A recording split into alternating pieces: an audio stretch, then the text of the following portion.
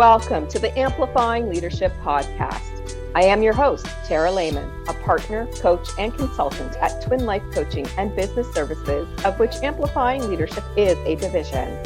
This podcast is a place dedicated to amplifying your leadership through our guest stories, tips, information, and more.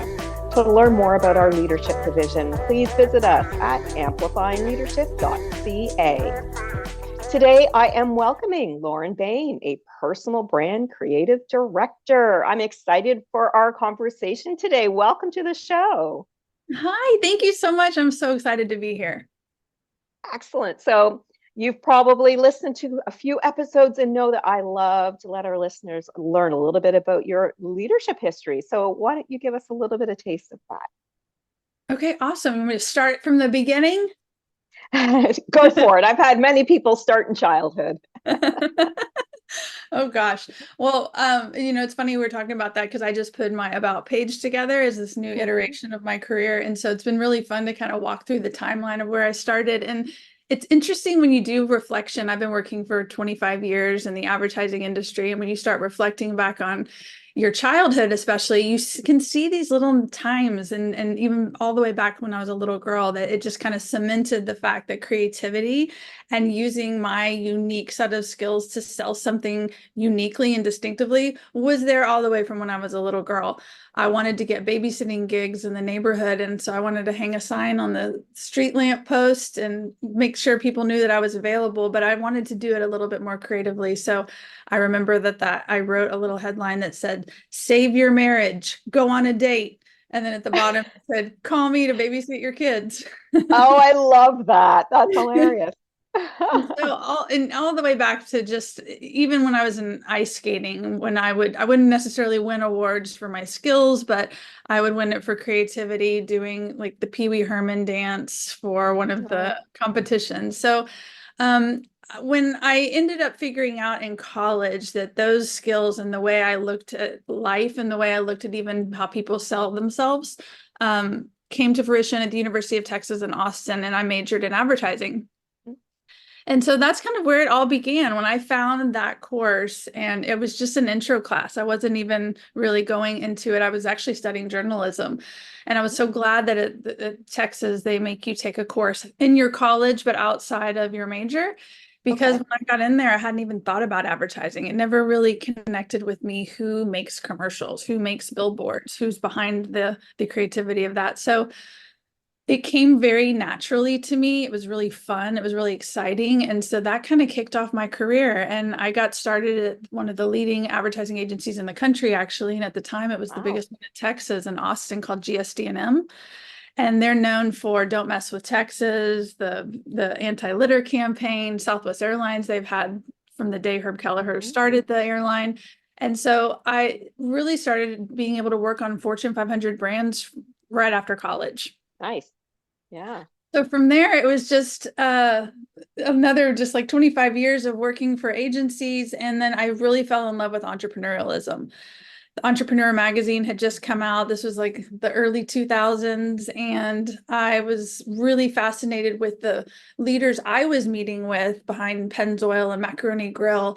And they were either CMOs or some of them could be all the way at the very top. And I wanted to help them. I noticed that the entrepreneurialism plus advertising was really starting to seed. And I was starting to grow in that space. And I really wanted to own my own business. And so I took that and saw this need after school for kids that didn't have anything going on from 3 to 6. And I loved kids and I didn't know what they were doing after school. And before I was a mom. And so I created a program called Austin Outdoor Kids. I bought a van. It was a beautiful brand. And so that was just a little quick peek to that story to say I left this world of selling huge, big brands and took it to selling my own brands. And then from there, would meet founders and work for the local running store company or the biggest hair salon or just anybody in town that had a business that they wanted to share with people. I love helping them get that message out there. And so that's been kind of the ingredients moving forward. And then I became a mom. And do you have kids? I do. I have a daughter. Yes. Okay. So you might know, and your listeners might know, that sometimes motherhood can either just complement the path you're on, or it can be another, Up and down. yes, another fork in the road.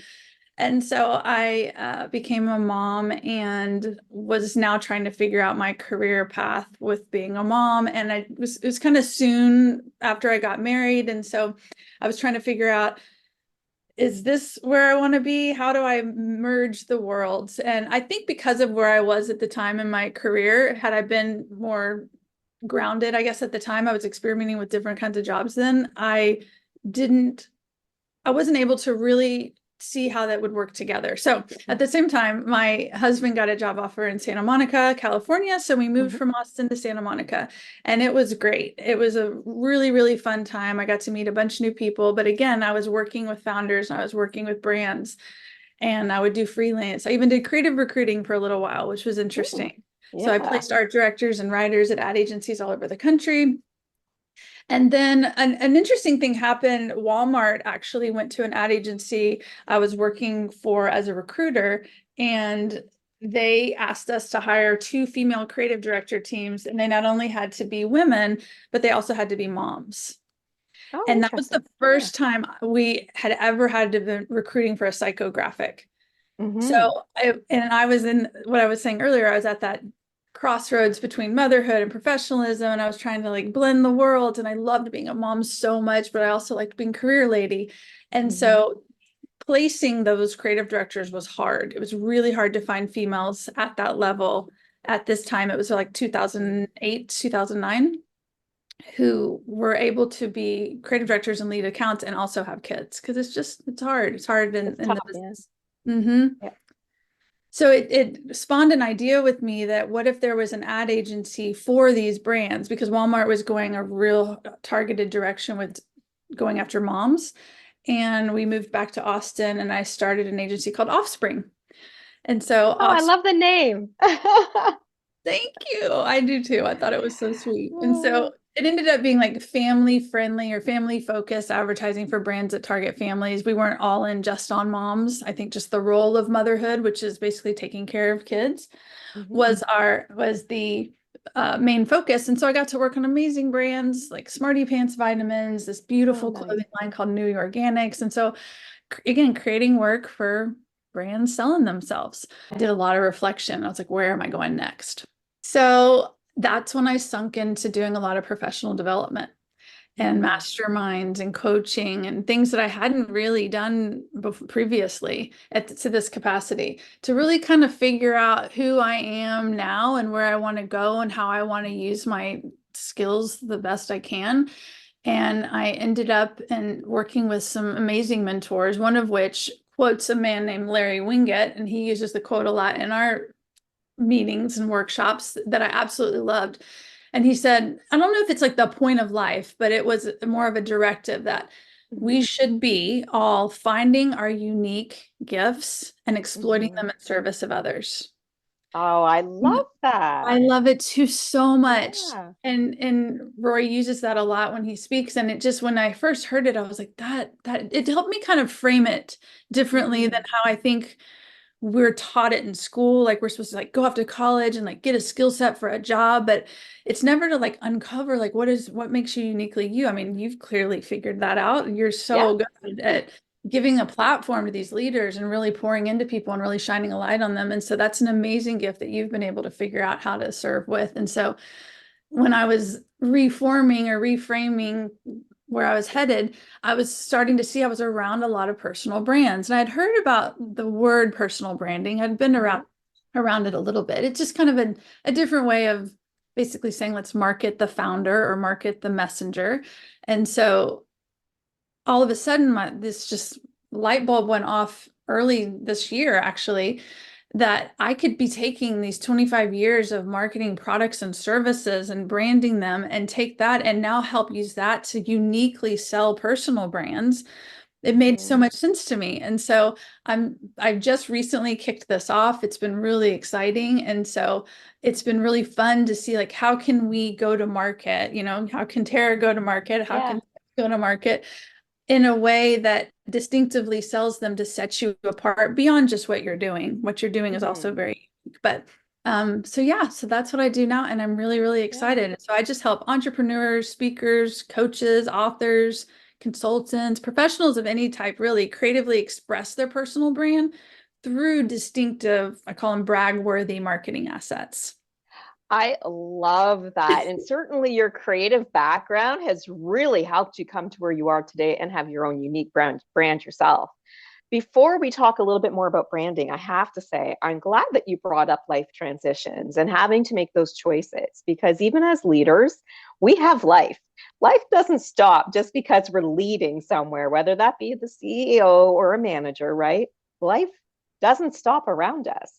And we have to make those choices that work for us. And I think it's really important that our listeners really hear that message today because it's okay, even to be emotional. It's okay as a leader to have to make a decision for your family first. Sometimes that work life balance isn't there when things change. Maybe we have illnesses such as with your parents. So there's major transitions going on. My daughter's going to university for the first year, in September, and that's a major life transition Oh, for us. Very grateful I have the ability to create my own schedule with my own business. So I did want to touch on that before we talk about branding, because I think it's really important message that you were sharing. thank you. So let's get into the branding side of things. I know a lot of people are excited to talk about this today, especially as leaders and even business owners. We want to really get our message across. So I think about my first business name, which is still the umbrella business, Twin Life Coaching and Business Services. And a lot of people ask me, like, where does that come from? If you go to our website, you will see I am an identical twin, and my sister and I are partners in the business. And that is our brand. That is who we are. That is what makes us unique. So I love that you touched on uniqueness as well. The Mhm. Amplifying Leadership brand, I started early last year in order to really hone in on that market and those people that I want to help, which is the leadership division.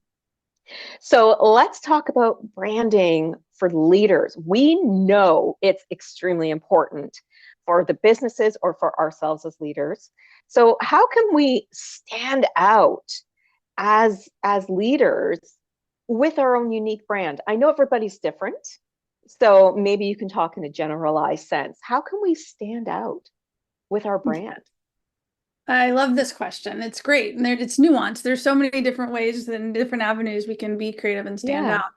I think if you already are in a position, and there's a lot of personal branding also starting to trend towards people that are in corporate jobs. So it doesn't just have to Mm-hmm. be somebody that's independent and entrepreneur or on their own. But a lot of times, like Simon Sinek says, to start with why. Like, what is Yes, I your love that.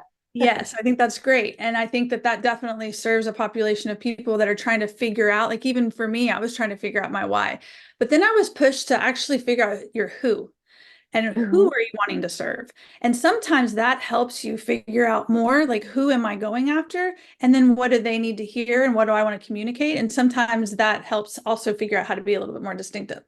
But when it comes to being a creative and the way I was taught in Texas, at the University of Texas, and also how I was trained through advertising agencies, it's the mechanism and device to feel like an invited guest into someone's home, not like you're interrupting them. And that's something I'm trying to Mm-hmm. explain to personal brands right now. It's like my whole, like being a creative director, like you're trained to attract, not to interrupt.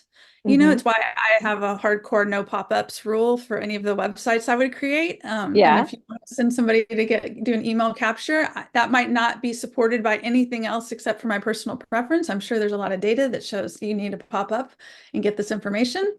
That's just one of my philosophies. Mm-hmm. It feels kind of like the perfume person at a mall that just walks up Yeah. to you and wants to start spraying perfume on you. Anyway.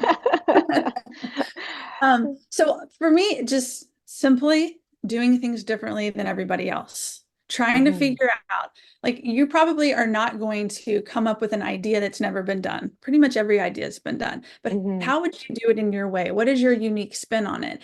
And it's why I'm also kind of on this platform of you are not a template. When you go to I try like to that. Yeah, when you go to Yeah. market and you go buy a template for yourself, just not, I'm speaking through marketing asset terms. Hmm. And yes, you can change the colors and you could change a font to it, but what makes it more, what makes it you, what makes it distinctive? So what you just said about Twin Life makes so much sense. Like that's so Hmm. great. You've already set yourself apart from everybody else by having just the unique business model right there and then capitalizing on it. Because y'all could have gone a different route with it. You still could have worked Absolutely. together. Yeah. Yeah. So you figured out a way to carve out a little name for yourself that's recognizable. So thinking of recognizable words, other ways of saying, I don't want to say amplifying, like pretend you didn't Yeah. want to use that word, amplifying, Yeah. and to like figure out a different way of using that word, or just different visual techniques, the messaging techniques, starting at the baseline of like, what is it I'm trying to sell and who am I trying to sell it to? Hmm. You start there. And then it's like, how can I do this so that they want to actually consume this and it's entertaining for them and or it's emotional for them? It creates an emotional connection is another way that you have to look at standing apart. Then there's color theories. There's, Yeah. design theories. There's and I actually, when I work my personal brands, we kind of go through one layer and then we go back through and we look through a different layer. And so it's like, let's go look through or filter actually, the filter of Hmm. messaging. Let's do the filter of design. Let's do color. Now let's go back through the user experience and then what makes you unique. And so like for me, my icon is a unicorn because there's so many different representations of what that means. But I never really was thinking the unicorn was representing me till people were giving me that feedback. I was like, no, I want to make you a unicorn. I want to make you look like the unicorn in a sea of horses. And so how do we go Hmm. about doing that? So I think being distinct with how you go to market visually, verbally, and how you just make people feel is the first way you're going to kind of carve out a unique space and stand out a little bit more. So I have a question about that because that can all seem very overwhelming to someone who's never dealt with personal branding before, even as a leader, business owner, or individually. So what would be, the first stepping stone? Like, for example, if it's career based, perhaps that's making sure your LinkedIn profile stands out. If it's a different base, like my sister and I, making sure that our name stands out. What is like the simplest way someone can get started if they're new, they can't hire someone to help them like yourself? What is that first baby step that we're not looking at the top of the mountain yet, but we want to get started? So you mentioned your touch points. I would probably sit down and figure out where is everybody consuming me the most if it's just for the leader. And it could be at your weekly meetings that you have Mm-hmm. internally. You want to stand out more at your weekly meetings and you might need to figure out a way to do that. And that could be just have nothing to do with marketing assets. It could be Right. doing I just need some presentation skills that help me own my voice a little bit more. Um, if you are outwardly marketing yourself like on LinkedIn as an entrepreneur or as a speaker as a consultant, starting with where are my people, who, again, going back to that avatar of my who and where are they at the most. There's kind of contradictory opinions on am I on LinkedIn because that's where my customer is the most, or am I on LinkedIn because that's where I feel the most comfortable selling myself. Right. Because if you love the LinkedIn platform, if that's where all your people are, and that's where you like to share your content the most, it might be a slower build to get your customers. But if that's where you feel the most authentic, then that might be where you end up attracting your ideal customers. And then there's another school of thought that you should go, obviously, where the customers are, and that'll be a faster way to get to them. And so I would start with where they are first, and then start looking at like how you want to be seen to them so that you can be giving the verbiage and the communication that you think they're most attracted to. I personally think I don't know how many deals get closed because your profile picture and your LinkedIn banner, are so incredibly moving. I don't know if that's really a place to be an advertising mechanism, but I do think it's a place to be a branding mechanism. So I first start with identity. I always start with Mm-hmm. some kind of identity system. That's where I like to start. I think you should have some kind of iconography. I think having a color palette for yourself, just something that is even subliminal. So when people do visit your LinkedIn, they're like, oh, that looks different. Like you're standing out. Mm-hmm. Use a different colored background for your photography if that feels like you. But I also think a lot of this is figuring out it's kind of a self-discovery as well. You're I figuring. was going to say self-reflection. I should be added to that leader's handbook. And several people have talked about self-reflection before on the podcast, but not when it comes to branding. But I think that links really well with branding. Absolutely, especially when you're selling your personal brand, selling yourself. And there is a lot of that is figuring out. And sometimes it's just easy surveys, anonymous surveys to your friends and family, asking them Mm-hmm. questions like, what is the first word you think of when you think of me?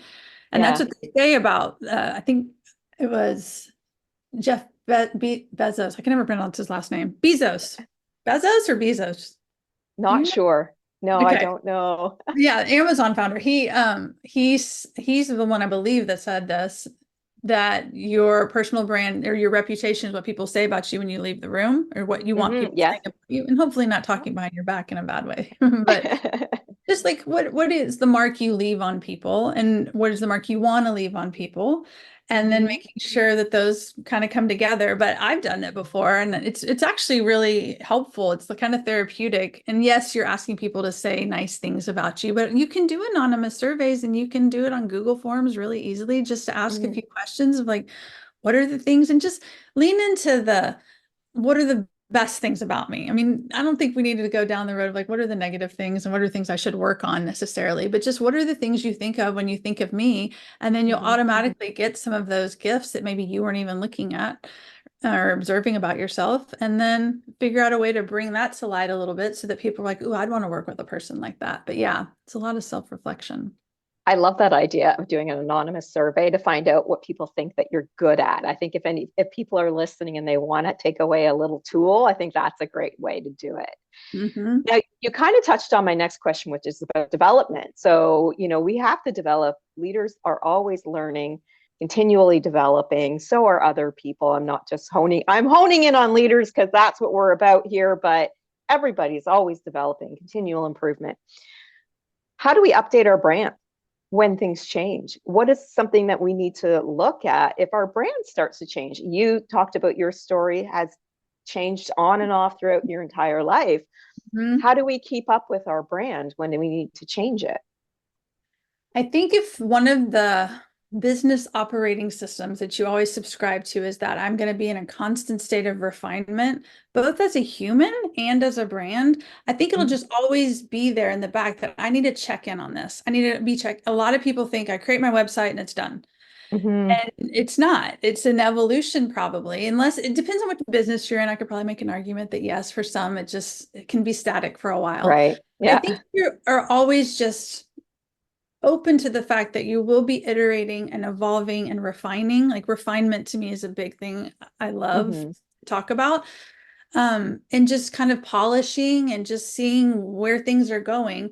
There will be some transitions that might be really big. I'm working with a brand right now she's been doing headshot photography and basically like weddings and kids and seniors forever and ever and ever. And she really wants to move into just executive photography. And so she needs to Okay. start over, and she has a history with that. And so Mm-hmm. we're renaming her studio. We're making her name a little bit different. We're kind of zhuzhing up the brand. Right. Yeah. A lot of times I say too, it's like if you have to pivot and you're taking a refresh or you have a new identity, it's very similar to like when you're young and you go buy IKEA couches and IKEA Oh, furniture and yes. put that together. Yeah. The frustration Older. of putting it together for 4 or 5 hours. Yeah. I know. I know. And that was a version of life for you. That was a version of your Yeah. brand at that time and who you were.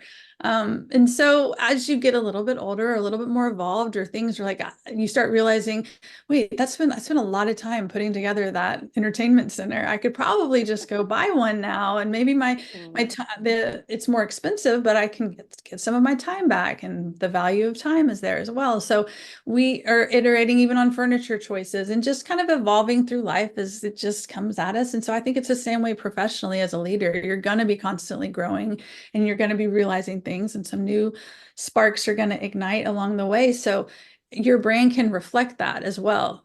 The amount of times Mhm. I've changed my bio line on Instagram, saying who I serve, what I do. I mean, Yeah. I think if we just surrendering to that and not being too scared of it, obviously at some point, get to what you're selling and go out there and let people know so it's not confusing either. Mhm. But I think it's just a natural, it's just part of the deal. And if you just know it's part of the deal, then I think you'll embrace it more.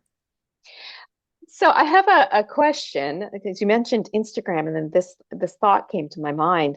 How important do you feel social media is for personal brands, or does it really depend if depending on if that's what the leader needs to do, or if that's something that they don't? Like, just your personal opinion. I think it's hugely important. So, and I will say I'm new-ish to this space of as far as like going and selling yourself, because I've known all the media platforms for selling a product or a service. But because we have been given this amazing platform to go out there and free Mhm. speech it up, I mean, you Yeah. can kind of go out and say almost anything you want and sell yourself. It is the number one tool and it's free. I mean, you Yes. can pay for ads, but it's the way to get your voice out there. And so, again, going back to what I was saying earlier about finding where your people are or the platform you feel most comfortable with.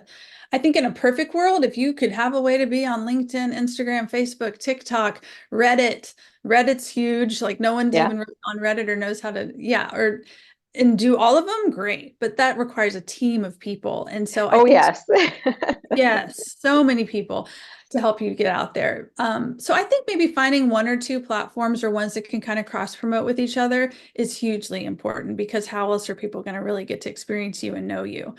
Yeah. I think doing podcasts is great too. I think podcast is Hmm. another great, either guesting or doing it yourself. There's going out and speaking for free even. It's amazing if you're Hmm. speaking to a large audience of people and you have a little keynote speech, how you can talk to people later and you don't even have to really do it to get paid.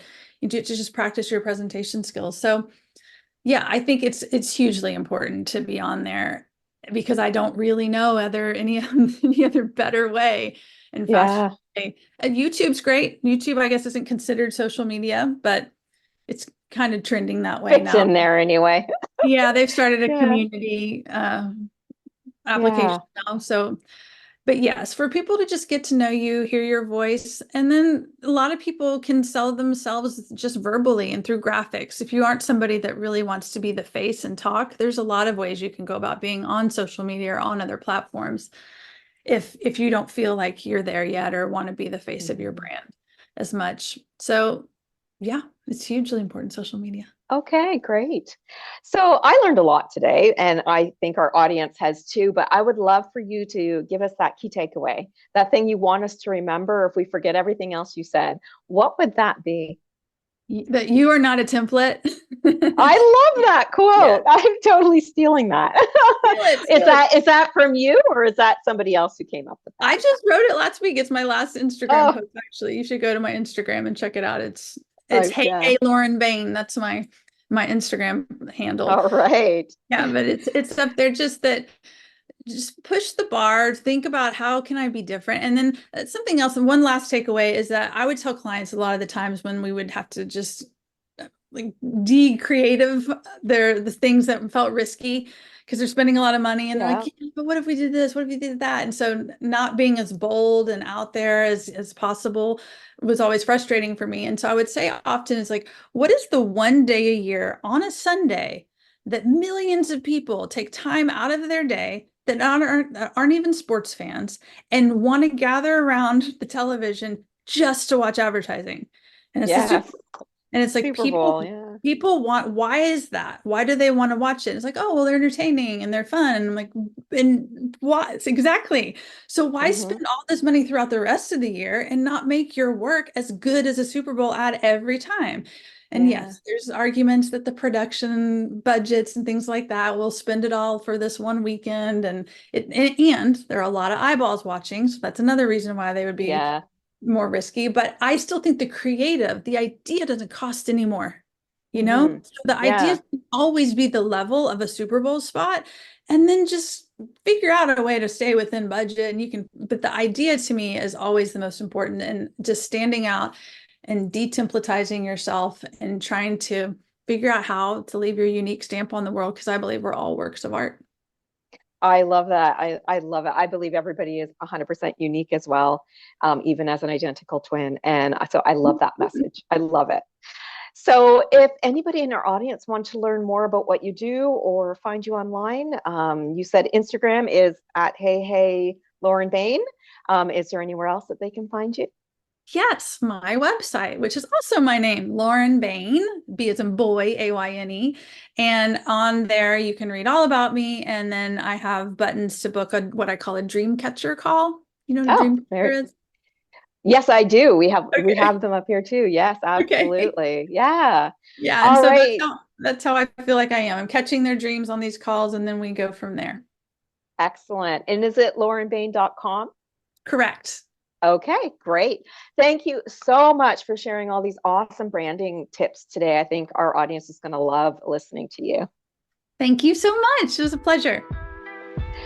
A thank you to our audience as well. We do hope you're able to gain some very valuable information or tips today. If you are a leader who knows that leadership coaching, consulting, and community are the way to grow on your leadership journey, please visit us at amplifyingleadership.ca. That's CA as in Canada, a Twin Life Coaching and Business Services division. Until next time, please be safe and be an amazing leader or leader to be.